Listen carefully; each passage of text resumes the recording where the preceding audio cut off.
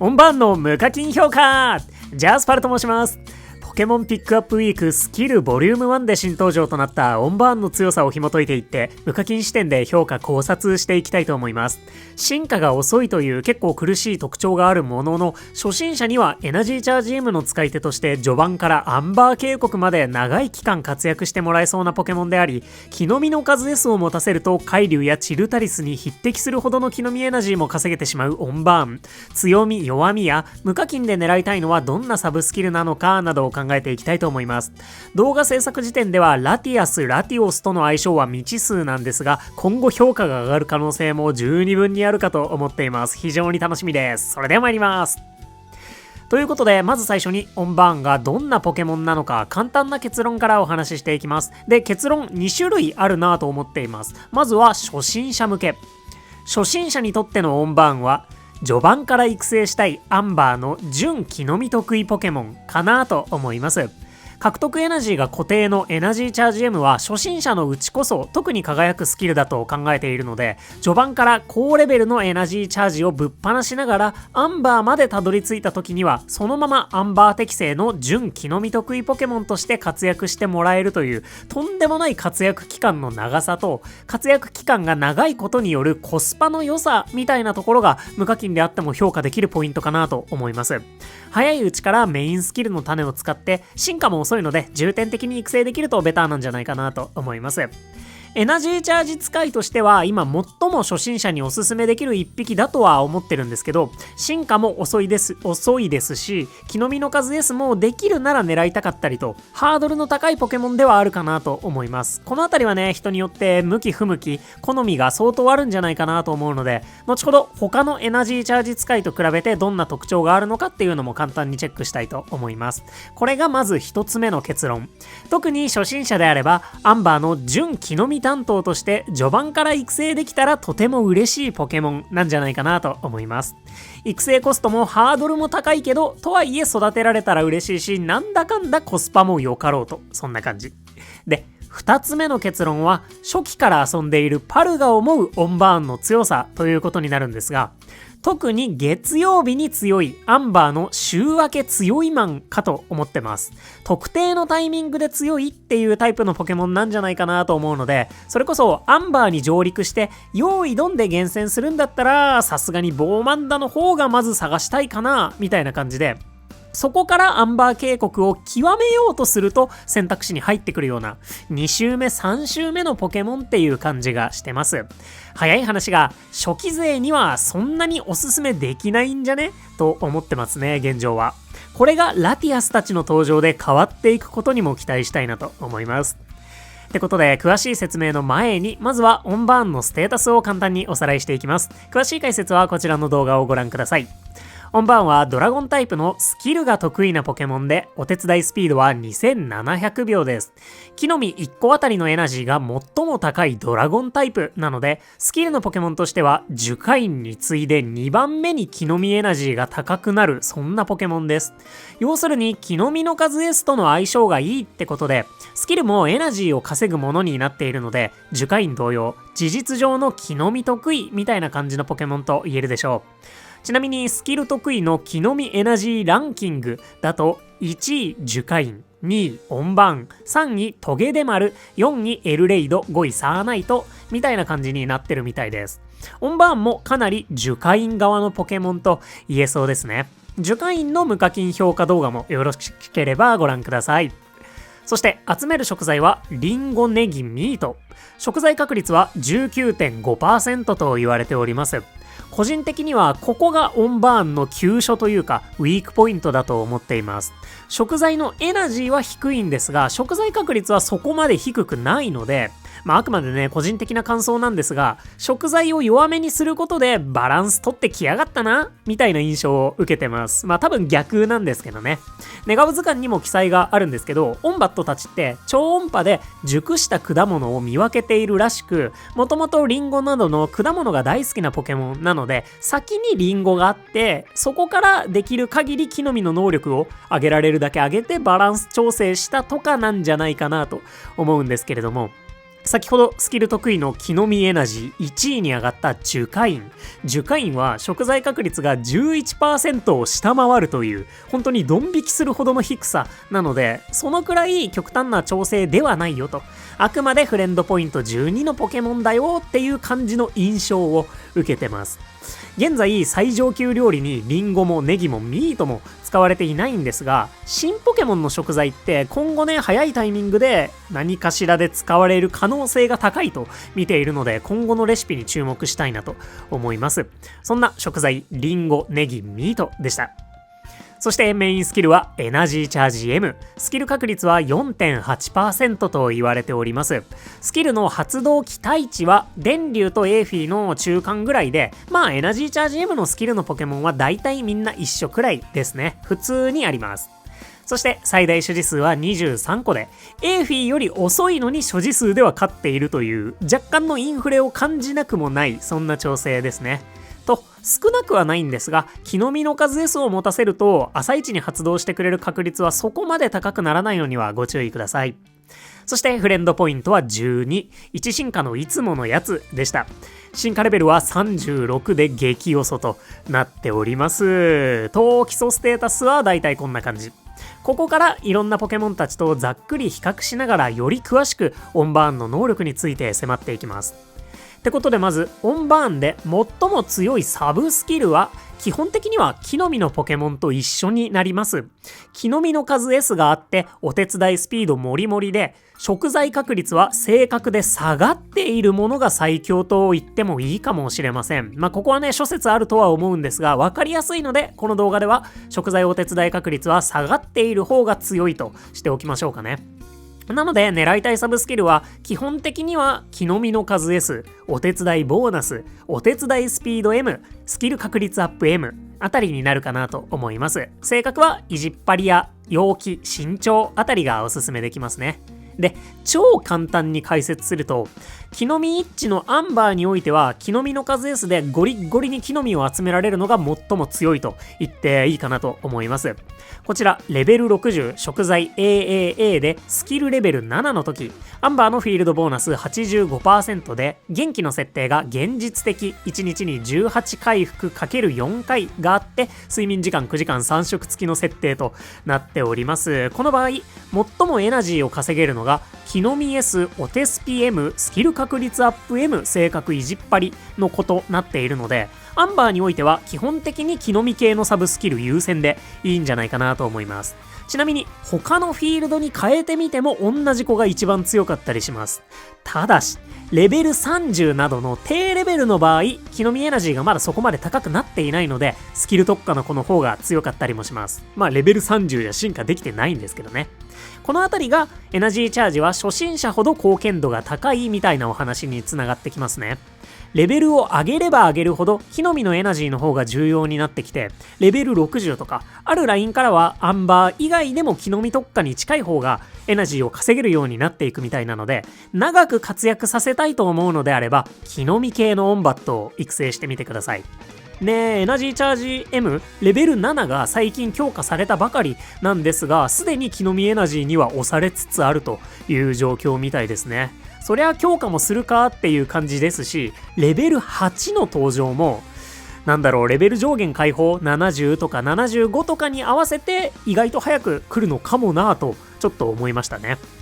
で、ここまでのお話で最初に話した結論1に戻ってきましょう。初心者にとってのオンバーンは序盤から育成したいアンバーの純木の実得意ポケモンとお伝えしました。ただこれどちらかというと序盤よりもアンバーを強く見据えているような選択肢だと思ってください。オンバーンそもそも進化が遅かったりするので、そこまで序盤向きではないんですよね。シンプルに序盤でエナジーチャージ M を採用するのであれば、まだ進化が早くて2進化できてスキルレベルも3になって、ゴールドでも来光チームでも活躍の可能性がある電流の方がよっぽどおすすめできるかなと思います。もっと極端なことを言えば、スキル特化のウソッキーでも序盤はめちゃくちゃ強いはずですね。なので序盤を最高速で駆け抜けて最速でアンバーまで行って現地でボーマンダ探すんだみたいな場合は他のポケモンが有力な選択肢にもなるかもしれません。あくまでオンバーンは序盤もそれなりに強いしアンバーに行ったらもっと強いっていうコスパのいい選択肢として優れていると思うので、狙うのであれば最初からアンバーを意識したサブスキルをおすすめしたいかなと思います。本当に序盤のエナチャだけを意識するなら2進化できるメリープ、シアンでも出てきて進化も早いウソハチ、育てやすい EV の方がいいんじゃないかなとは思いますね。個人的にはかなりアンバーありきなポケモンだと思ってます。で、2つ目の結論、初期勢パルにとっては週明けに強いポケモンとお伝えしました。で、これどういうことかというと、週明けってだいたい先週の時点で食材の備蓄ができていたりとかして食材を使わなくても強いタイミングだと思うんですよね。オンバーンは食材方面がちょっと苦手な雰囲気を感じてるんですが、ってことは食材を使わなくていいタイミングの方が強そうだと言い換えることができるかと思います。今画像でね、オンバーンとボーマンダ2匹とチルタリス2匹が並んでいて、全員木の実の数 S を持たせてあります。それ以外の条件は先ほどと同じです。で、真ん中のボーマンダと右端のチルタリスは所持数マックスのいつの間に育成の状態で計算してあります。で、まず前提として2番目のボーマンダ。彼のエナジーが突出して高くなってるんですが、これは集めるポテトを新緑アボカドグラタンレベル65で使用した場合のエナジー換算になっています。真ん中のいつの間に育成をしているボーマンダより明らかに強いのが見て取れますよね。ってことで、基本的には食材はちゃんと料理した方が強いです。いつの間に育成にするよりちゃんと料理した方が強いです。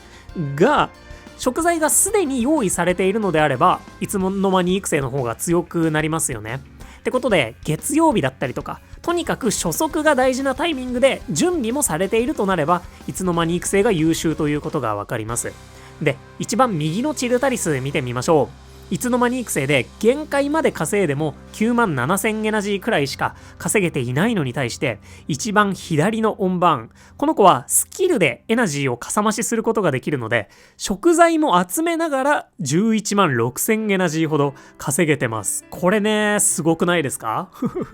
もちろんオンバーンのスキルレベルが7なのでめちゃくちゃインチキしてはいるんですが、仮にチルタリスのスキルレベルがマックス6だったとして、元気チャージで元気をどれだけ回復させても反映されるエナジーには限界がありますよね。これはアーボックにも言えることで、元気チャージを直接的なエナジーに結びつけるのってなかなか難しかったりします。他にもバタフリーの食材ゲットも食材が足りている時には直接的にエナジーには変わってくれないので、そういうタイミングでオンバーンであれば突き抜けてエナジーを稼ぐことが可能っていうところに可能性を見出せそうだなと思うわけなんです。で、ちなみに真ん中のボーマンダ、木の実の数 S を持っていていつの間に育成しているだけでスキルレベル7のオンバーンよりエナジー稼げてるみたいなんですよね。ボーマンダはね、育成コストが 1.5 倍かかる大器晩成なポケモンですからね、そもそも同じレベルで比べたら勝てるわけないというので、あくまで参考としてご覧ください。ってことで、オンバーンは週の頭からエナジーチャージも活かして食材も集めつつ、他のポケモンたちよりも頭一つ多くエナジーを稼げるという点が強いという結論で、いかがでしょうか？いやうすうす気づいているとは思うんですけれども、そんなに間違ったことは言っていないと思う一方で、だいぶ暴論ではあるんですよね、間違いなく。チルタリスの元気チャージもレベルを上げることでヒーラーを結果的に抜けるとしたら、その分ね、なんならアーボックとか海竜みたいな別の元気チャージのポケモンを入れてお手伝いしてもらうことで、結果的にトータルでオンバーンのエナジーより稼げているということもあるかと思います。構築するのがね、めちゃくちゃ大変ではあるんですけれども。で、ボーマンダの鍋拡張もエナジー換算されていなかったり、そもそもすでにアンバーまで行っている人は達兵衛の方が飴が溜まっていて、結果的にボーマンダの方が育成しやすかったりなど、つつけばね、かなりいろいろ思いついてしまうという状況ではあるんですよね。本当にね、オンバーンシンプルで扱いやすくて、それでいてしっかりとエナジーを稼いでくれるので、魅力もきちんとありながら、とはいえアンバーウトウトにおいては達兵衛とサブレを取り合ったりだとか、なかなか狙いたくなる要素が見つからなかったので、本当にオンバーンの評価、今後の食材の環境とラティアス・ラティオス次第、あとはスキルレベル8次第なんじゃないかなと思いました。で、ラティアスたちにメインスキルの種を使うかもしれないっていうのも無課金的にはなかなか厳しい状況だと思うので、やはりこれからアンバーの木の実得意を探そうという場合は、まずは達兵衛や飴があればチルットなどから行ってみて、特化した役割のポケモンを探すところまで行ったら検討するみたいな感じなのかなと思ったりしました。そんなわけでね、初心者と初期勢とで180度評価の変わるポケモンなのかもしれないなと思いました。めちゃくちゃ難しいポケモンそんなわけでね、オンバーン一旦ここまでをまとめますと、初心者にとっては序盤からそれなりの強さを発揮してくれて、アンバーまで長くスタメン入りしてもらえそうな本当にコスパのいい純木の実ポケモンでありながら、すでにアンバーを解放しているようなリサーチャーにとってはシンプルな性能で週明けからガッとエナジーを稼げるポケモンになってくれるポテンシャルを感じつつ、ラティアスたちのスキルや食材の今後、そしてスキルレベル8の登場まではそこまで評価できないと言っても過言ではない、そんな未来のポケモンなのかなと思いました。本当に今評価するなら未来で強くなる可能性がギチギチに詰まっていそうなポケモンみたいな感じになりそうなので、その強くなったタイミングでアンバーにいるかどうかまで読む必要があるんですけど、まだまだしばらくアンバー渓谷にこもりそうな方はそういった可能性まで含めてピックアップがあるうちにちょっと手を出してみるのも面白いんじゃないかなと思いました。と、ここまでがシンプルな無課金評価となります。いかがでしたでしょうか。本当にね、人によってかなり評価の分かれるポケモンかと思いますし、初心者の中でもまた意見が分かれるところかと思うので、ぜひ皆さんの意見、感想、評価もお聞かせいただけますと幸いです。まあポケモンデーがあってミュウ登場して初心者がね増えてるかもしれないこのタイミングで登場させるポケモンとしては非常に優秀なポケモンだなとは思ってます。で、ここから無課金初期勢パルの超個人的な評価を抜き出していきたいなと思います。オンバーンドラゴンタイプは達兵衛とミニ竜を狙おう。これでいきたいかなと思います。やっぱりね、どうしても今見えてる情報だけだとオンバーンの良さみたいな部分が、